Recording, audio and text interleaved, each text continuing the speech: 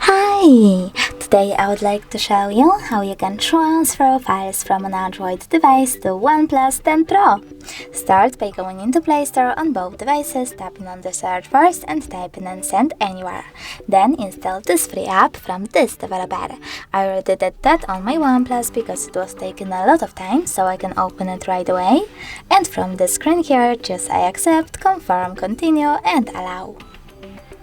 Now you need to select Receive on OnePlus and Send on your Android.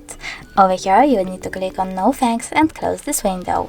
Then you can finally tap on all of those dots and choose Send. This way you will select all of your files and transfer them later on.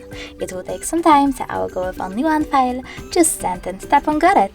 As you can see from here, we have two connection ways. We can scan this QR code by tapping on the scanning icon on OnePlus, choosing while using the app or only this time, and pointing our camera at the code, but we can also just input this key here and click on Receive. Now after a couple of seconds, as you can see, my photo was successfully transferred. Thanks so much for watching. If you enjoyed this video, smash that like button, comment and definitely subscribe.